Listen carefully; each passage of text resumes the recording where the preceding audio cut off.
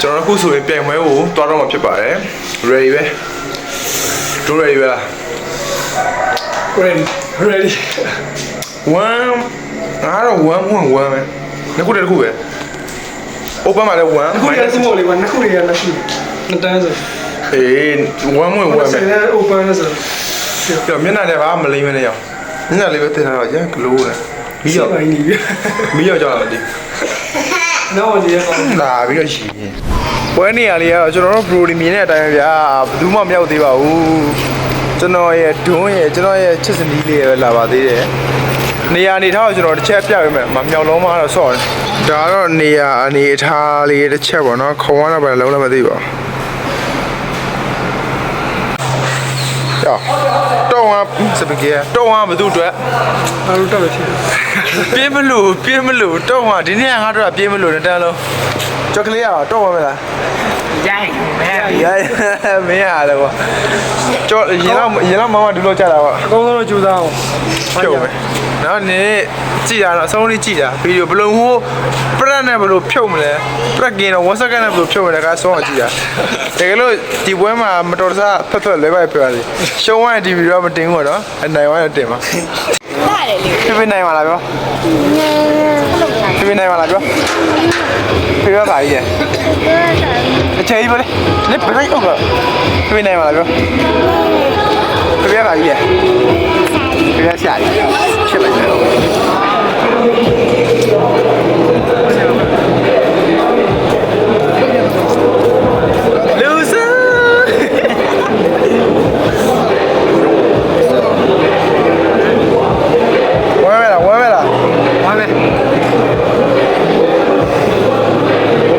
တယ်မဆောက်မယ်ဗီဒီယိုတွေပြည့်ရိုက်ပြီးတော့ဒါပေမဲ့ကျွန်တော်တယောက်ပဲရိုက်လို့ရအောင်ဗျာဘာလို့ဆိုတော့ကျန်းလူတွေကလိုက်ရိုက်ပေးဖို့ကြတော့ဖုန်းကတအားပူလာပါခံနိုင်ပါဘူးကျွန်တော်တယောက်ပဲရတော့ပဲအားတော့တချက်နော်ကျွန်တော်ပွဲရတယ်များတာပဲလက်တန်းဆိုတော့လေပွဲရတယ်များအဲ့လိုဝမ်းမယ်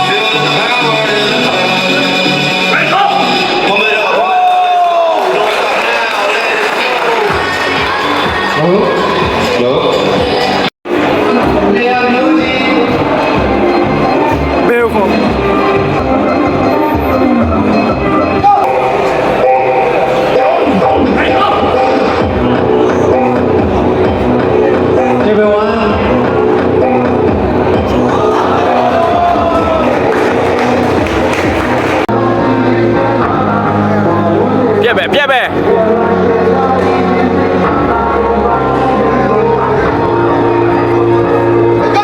โอเค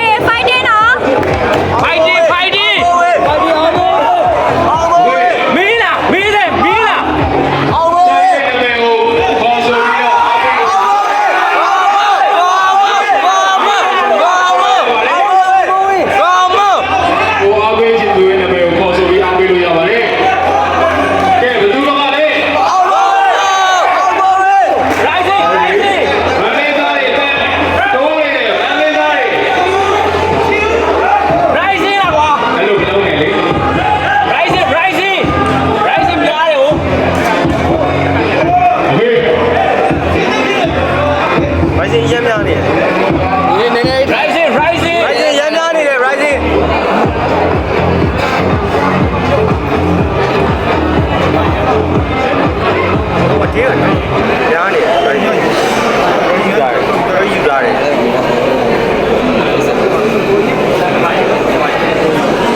ဟုတ်တယ်ညားနေတယ်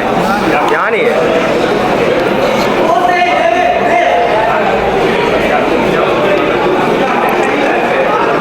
အောက်ကလွတ်နေပြီတဲ့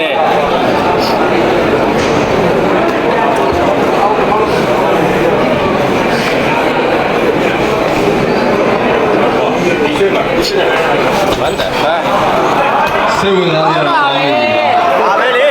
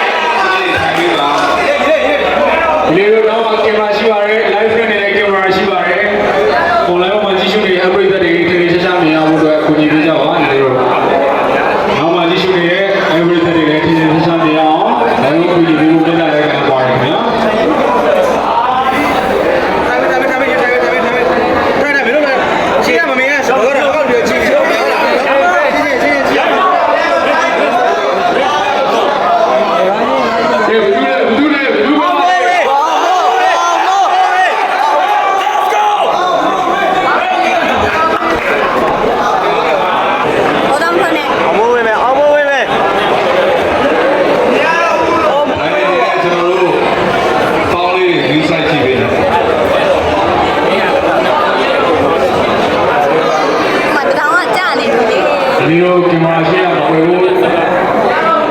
တိုင်းကင်ပါလေဒီလိုဒီ ပေါ်နေကြီးကွာ တော့မှ live stream နေ စိတ်ရမ်းများတယ်ဟုတ်တယ်ရမ်းများတယ်ဘာနဲ့ဘာလဲမဟုတ်ဘူး ဖိုင်နယ်ပွဲမဟုတ်သေးဘူးနော် ဟုတ်တယ်ဟုတ်တယ် တောင်စက်က ဒီလိုထိုင်ကုန်ပေါ်တက်ကြည့်ရတယ်တက်ကြည့်ရတယ်နော်ပြုတ်ကြနော်ဒီလိုလေမဝင်ရရှိသေးတယ်နော်ပြုတ်ကြမယ်ဒီကားကြောင့်နော်ဒီလို ဒါဆိုရပြီโอเคမလုပ်ဘူးနော်မလုပ် နောက်မှဒီလေးတွေကပြောနေတယ်စိတ်ကလေးပေါ်ရမတက်ပါနဲ့တဲ့သူတို့မတရားလို့လားတဲ့ ဘိုးဝေးအောင်ဘိုးဝေး အဲဒါကြောင့်သင်ဆောင်နေရအောင် ဘိုးဝေးမင်း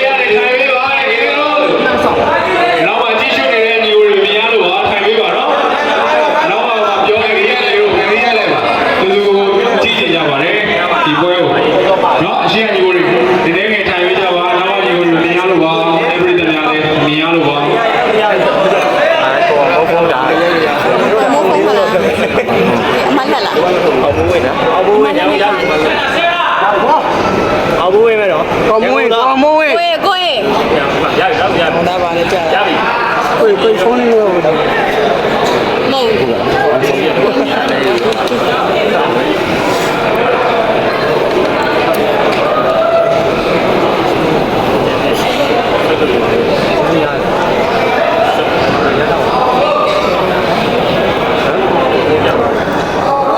ဒီလိုကြည့်ရလဲကြည့်ပါနော်ကိုတို့ live camera ထုတ်ပြီးရိုက်ကူးနေတဲ့ကိုတို့ cameraman လေးကိုလည်းကြည့်ပါနော်ပျောက်နေပြီဒီလိုနော်ကိုတို့ camera နဲ့လူရောပျောက်နေလို့ကိုညီပြပါအောင်ညီလေးတို့ရှေ့ရနေ ဝဲရတော့ဒီလိုပဲဖြစ်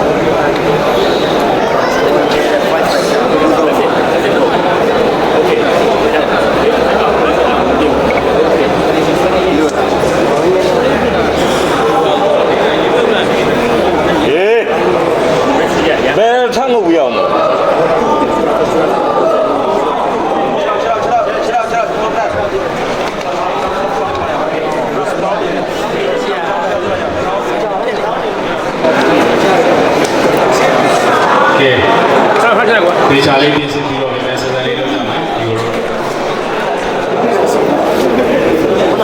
ဒါ final ကိုသေးပါဦး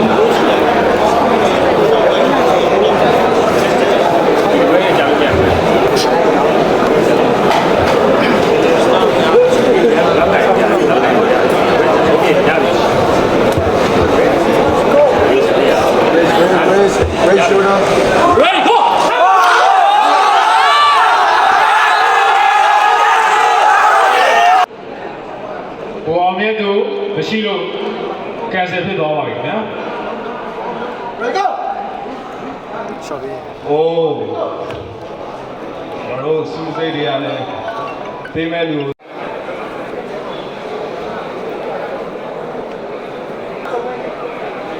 တော့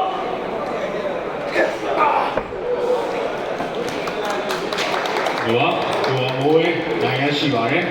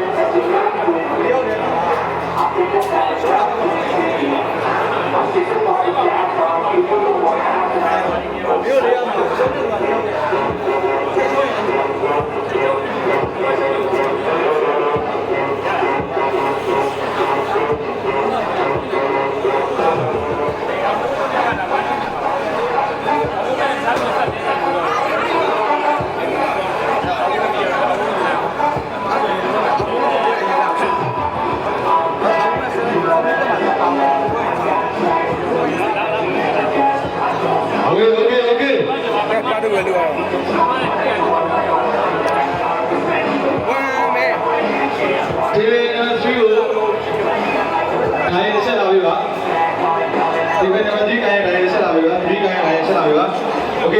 ကျွန်တော်တို့ဒါကတော့လက်ရှိတော့17 plus ကိုပါတူလို့လည်းပွဲလေးဖြစ်ပါတယ်အောင်ဘိုးဝင်းလူသားကျော်ဒါပါတူမှဖြစ်ပါတယ်ဒီပင်တော်ကြီးကဘယ်လိုဟုတ်လဲဘာထားဝယ်မဲ့လာတယ်ဝယ်မဲ့လာတယ်โอเคโอเค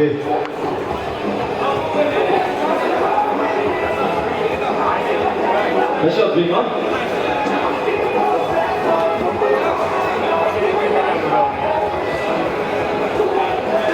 ဒီမှာရှုံးခဲ့ရင်သူရ အဲ့ဒီမှာရှုံးခဲ့တယ်ဒီကဟိုကွာ ကောင်းလေးကောင်းလေးလားဆက်နေကြပါဦး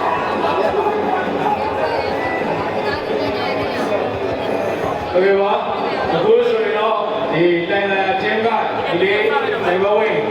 ခဏကြီးဟာကိုရိုရဲ့ဒီ ဆိုင်တယ်မလေး MOC table လေးကိုဝေချက်6သိန်းနဲ့အားပေးဝဖြစ်ပါတယ်ဒီလေးဒီမှာကပေါ်ပြီးကောင်းပြီဒီကတော့အများကြီးဖြစ်နေပါလိမ့်နော်နောက်ဆိုရင်အချိန်ကြီးပြပါလိမ့်လို့ပြောဆူတောင်းပေးပါတယ်ကျေးဇူးတင်ပါတယ်ဒီလေးအခုလည်းလေးအားပေးကြပါဦး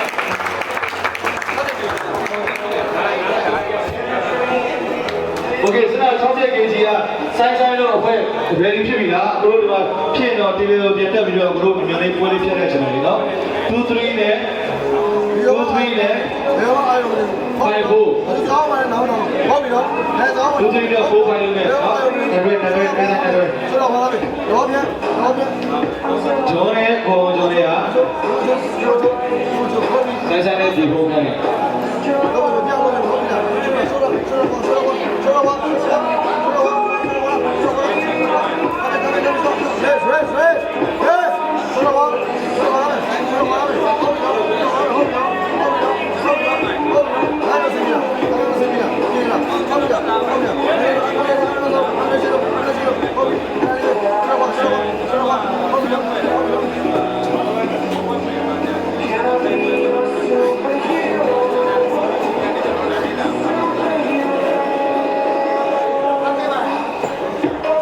ကိုလူကြီးဟေး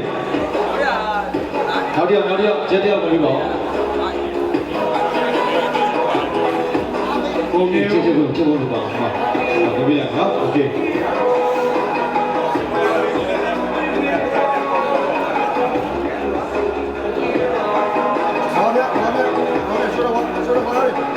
ကဲဆက်ဆံ ready ဖြစ်ပြီလားလက်ရှော့3နော်လက်ရှော့3နော်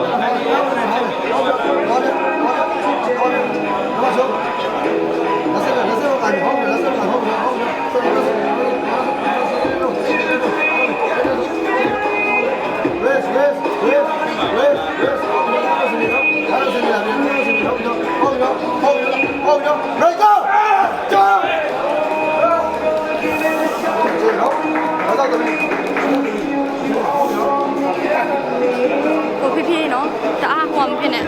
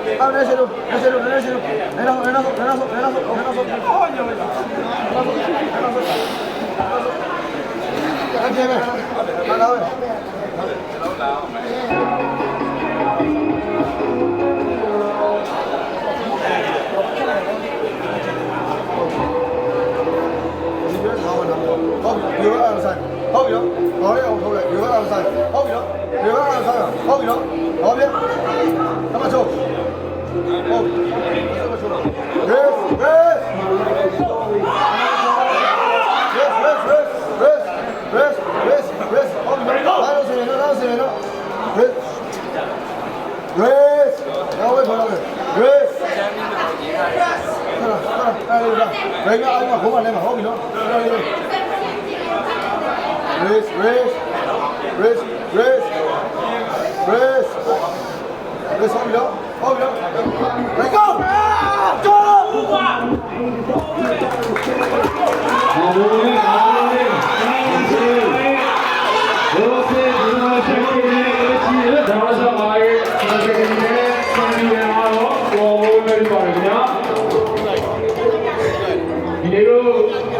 live ကင်မရာလေးကိုပွင့်နေရဖြစ်ပါတယ်ဒီလိုခါတော့ကြပါအောင်เนาะဒီ live ကင်မရာလေးနဲ့ကြည့်နေရ online မှာအားပေးတယ်ဒီမှာရှာနေနေအောင်ဒီလိုပထမမြင်ပြ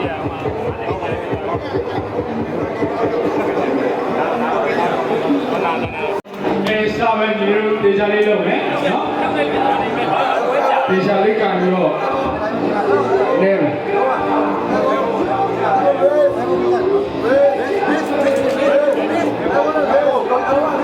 အမောတန်ကလစ်ကိုကြည့်တယ်ကျွန်တော်တို့လည်း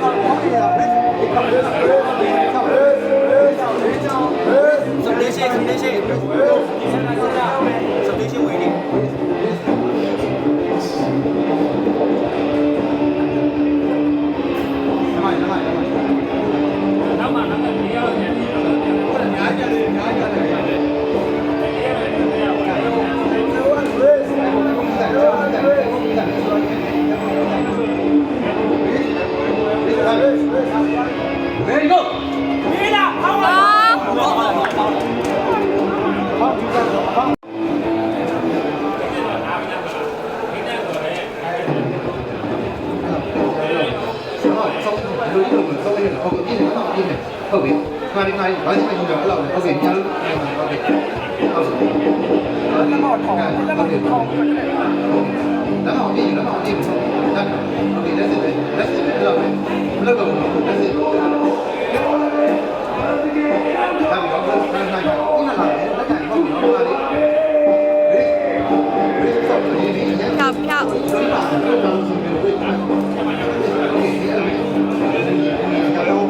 အခုဘက်ကလူသေး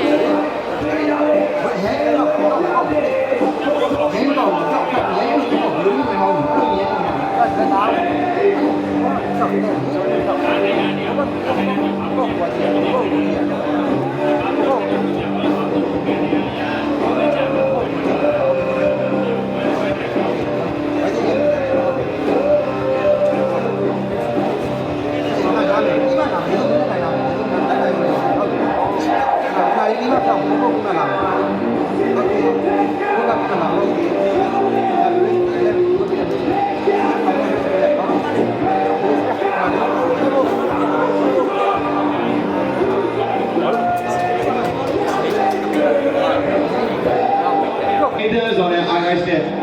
ဒီဘက်နံပါတ်2ကိုလာပြီပါဂိမ်းတဲ့ဆိုတဲ့ eyes နဲ့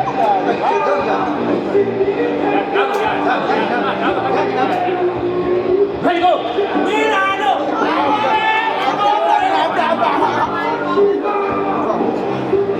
โอเคအောင်လို့ဝင်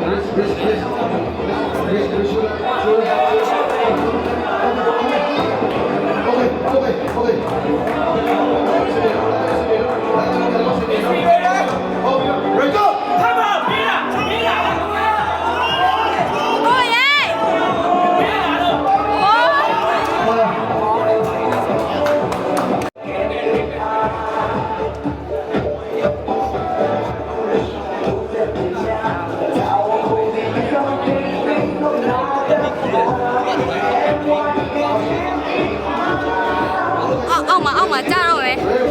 တေချာကြည့်မယ်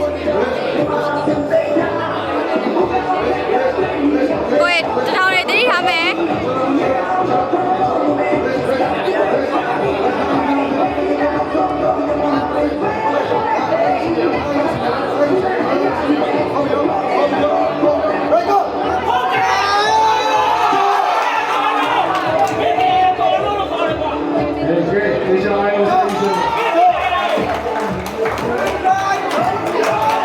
ဟ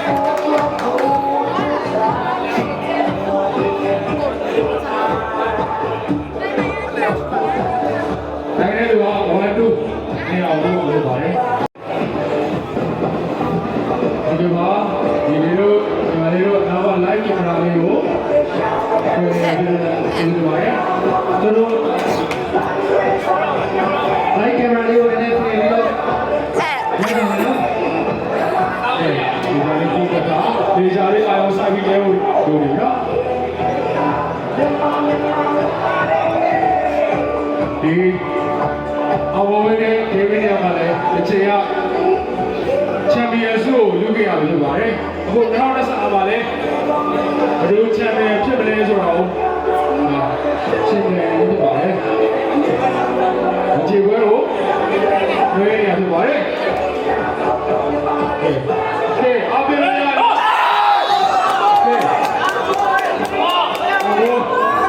โอเคဟုတ်ပြီဟုတ်တယ်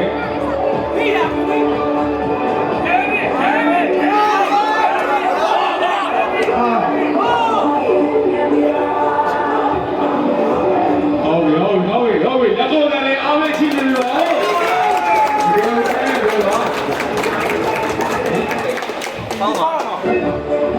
ဒီလိုစီမပါနဲ့တက်တက်နေတဲ့အတွက်အောက်ကိုစီမပါနေတယ်လို့နော်အောက်ကနေချိန်နေရပါတယ်ဒီကနေ့ကနေဝင်တဲ့တက်ကြီးတွေကြပါနေလို့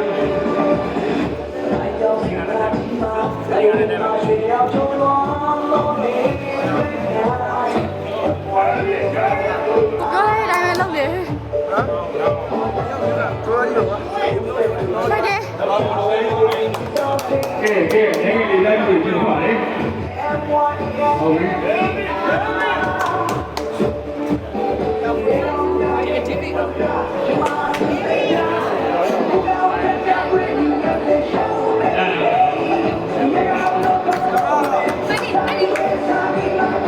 ကဲဟောပြီဘယ်သူလဲ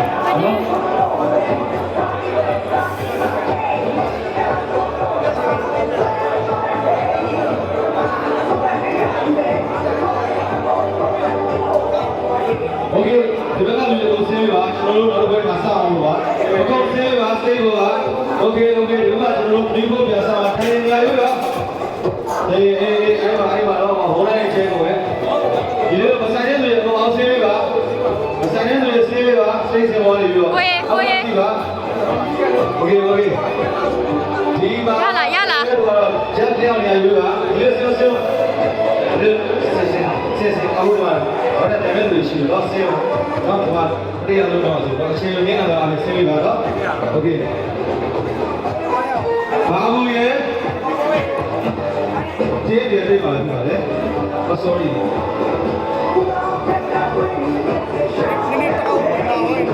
ကိုပါဝင်တဲ့ဒီလိုပါလေကိုရေဘာလို့โอเคဒီတော့ဝိုင်းနော်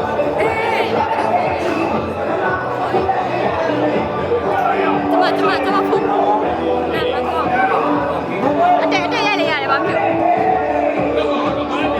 fighting ရောပရိသတ်ကြီးတောင်းဆိုနေရဲ့မန်လေးပြင်ရမယ့်သူနဲ့နေမရမယ့်သူတွေကနောက်ကြနေပြီတဲ့โอเคဘယ်လိုပါနိုင်တဲ့သူကနိုင်ငံဝါတဲ့သူကတရရရမယ်ရှုံးသွားရင်ရှုံးတဲ့သူနဲ့သူနဲ့ကခိုးနဲ့ဖိုင်ရဖို့ပါနော်နောက်လို့ဆိုတော့မျိုးမရပါတယောက်တော့ဘွေးနဲ့ဘွေးရှုံးကြတော့သူကဘွေးနဲ့တော့ရှုံးတော့နော်ဟိုသူက3ဘူးအောင်ရှုံးသွားမယ်မရှုံးသွားရင်ကြားတော့မရှုံးသွားဘူးက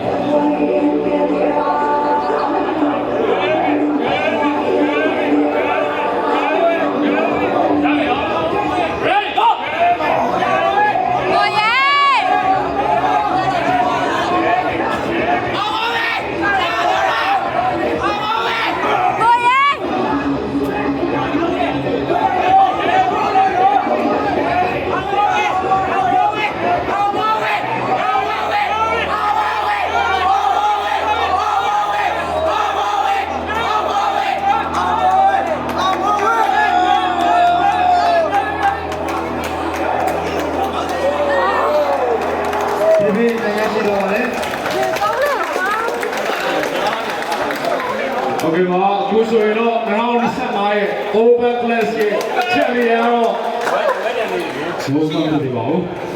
သူတို့တွေတော့3-3လို့နေတယ်ဟုတ်ပါ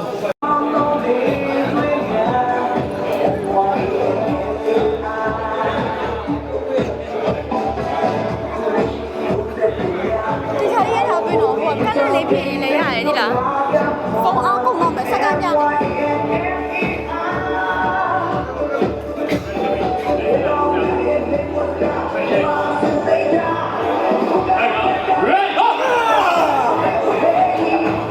Okay, well, good. Now this is my Open Class Champion. Game it to the right, yeah. The whole day I've been seeing you, no? You know why?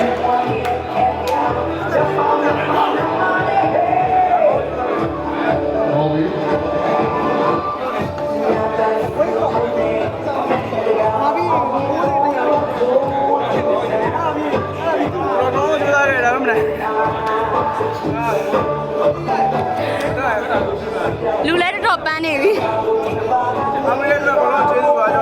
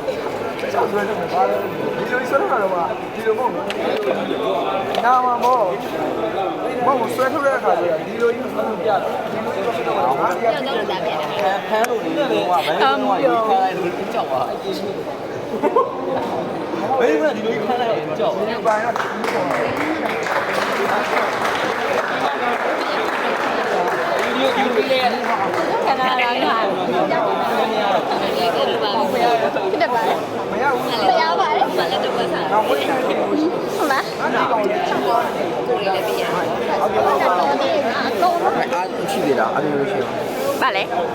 cá kia kia hay à tao không nhà mấy hả mấy Chị đi nào? mà tao bạn niệm mà chụp rồi à đi chụp cô lo ai biết rồi nhỉ Con mà nó mong này áo không hiểu à coi vào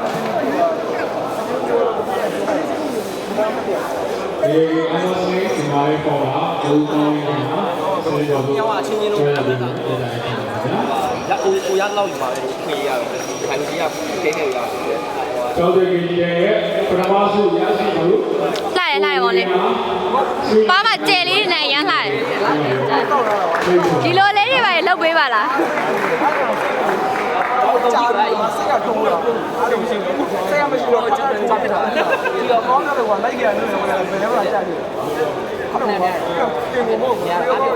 đi qua bí lộ quay bí quay bí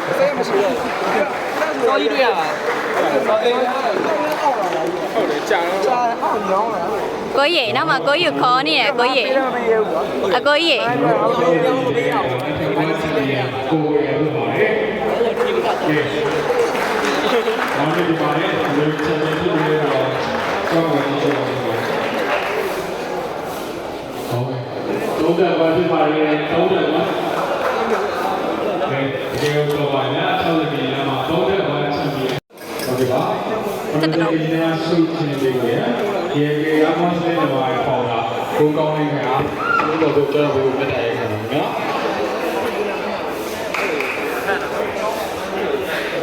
When I say KG down,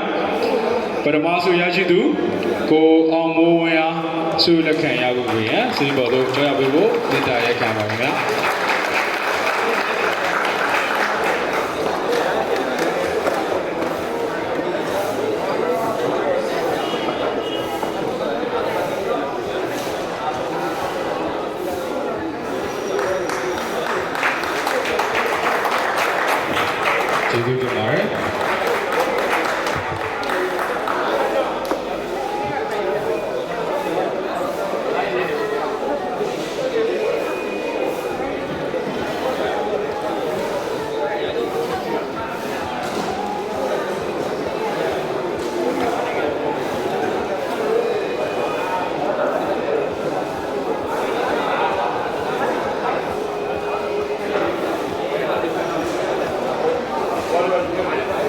KG တန်းဒုတိယဆုရရှိသူကိုသူဝကျော်ဆုလက်ခံရယူရန်စင်ပေါ်သို့ကြောင်းရောက်ပေးဖို့ဖိတ်ခေါ်ရပါတယ်ခင်ဗျာ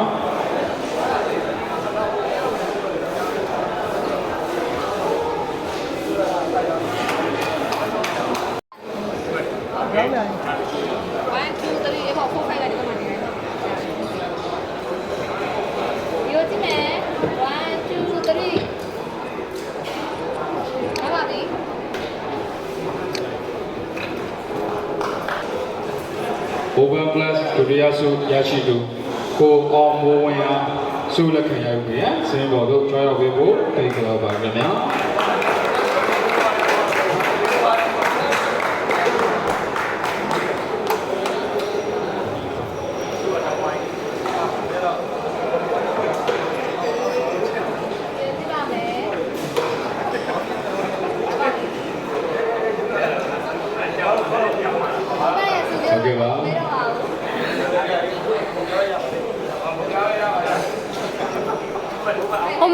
ဟိုဘက်က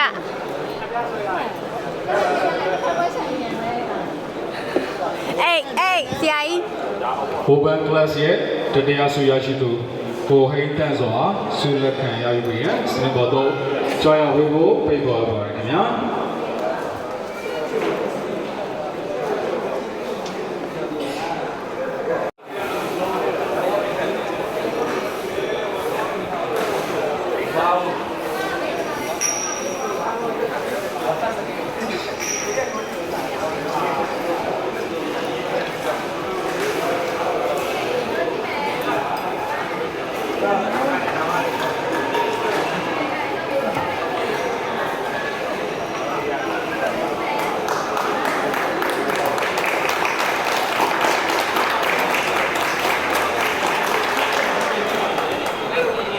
ဟုတ်ကဲ့ပါ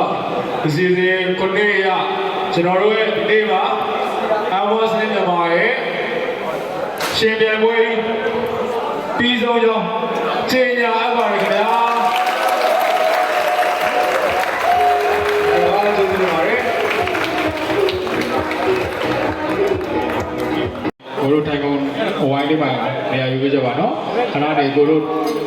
အတွက်တဝိုင်းပြန်တော့မှာဖြစ်ပါတယ်Ready, go.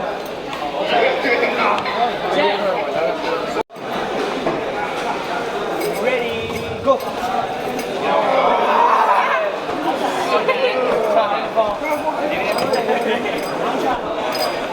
Yo, tell me.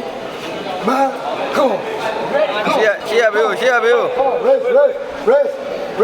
Are you ready? Come on. Right, go. Winners. ဘေးလေးကိုကဲမင်းကိုကြီးလာဘေးလေးကိုကဲတော့ကြည်လိုက်နော် -70 မှာ top 1 open မှာ top 2ပြီးပြီလေမြန်မာနိုင်ငံလုံးရဲ့ top 2ပဲ ဟိုမှာလာညိုင်ဝါပြီအစားတော့ကျွန်တော်ကဒီမှာစုကြီး10သိန်းရလို့ရှိရင်ဒီရတဲ့စုကြီး10သိန်းကိုကျွန်တော်အမေကိုတခါလဲပေးကြော့လိုက်မှာပေါ့နော်အမေကိုစုကြီး10သိန်းပေးမယ်ကြော့မယ်ကျန်တဲ့ဟာလေးကကျွန်တော်သုံးမယ်ဒီလောက်ပါပဲဆောင်းပြောတယ်ပဲဘယ်လိုပဲဖြစ်ဖြစ်ကျွန်တော် fan တွေကိုကျွန်တော်လုံးပြချင်နေတာဗျာကျွန်တော်2တန်းကိုရမဲရအောင်ဖြုတ်မယ်ဆိုတော့ကျွန်တော်2တန်းလုံး1 man တာဒါပေမဲ့ကျွန်တော် weight ချလိုက်ရတဲ့အချိန်တွေမှာအဆင်မပြေသလိုဖြစ်သွားတယ်တော့ဘိုင်ဆက်ခါ80လောက်နိုင်တဲ့ကောင်ဟို69 kg နဲ့တော့ဖိလို့အဆင်မပြေတော့ဟုတ်တော့လည်းအဆင်မပြေဆိုတော့ဒါပေမဲ့ကျွန်တော်အကောင်းဆုံးလုပ်ပြနိုင်ခဲ့တယ်လို့ကျွန်တော်ထင်ပါတယ်ဆိုတော့ကျွန်တော်ဒီနေ့စပြီးတော့နောက်နေ့စပြီးတော့ကျွန်တော် weight စတင်ပြီweight တင်ပြီးတော့ကျွန်တော် super mat ဒါမှမဟုတ်ပြန်မှထပ်ဆုံမယ်နောက်နေ့ကတော့1ကတော့ပြေးလို့စရာအကြောင်းမရှိတော့ဘူးအကုန်လုံးကျွန်တော်အားပေးကြတော့လဲကျွန်တော်ကျေးဇူးရမ်းတင်တယ်ကျွန်တော်တန်တဲ့တော်လေးဝင်သွားပါတော့ကျွန်တော်អော်သွားလို့တော့1နဲ့ပြန်မြင်ရပါပါကျွန်တော် greet ပေးပါတယ်အားလုံးပဲ bye နောက်နေ့မင်းကိုဖြုတ်ဝင်နော်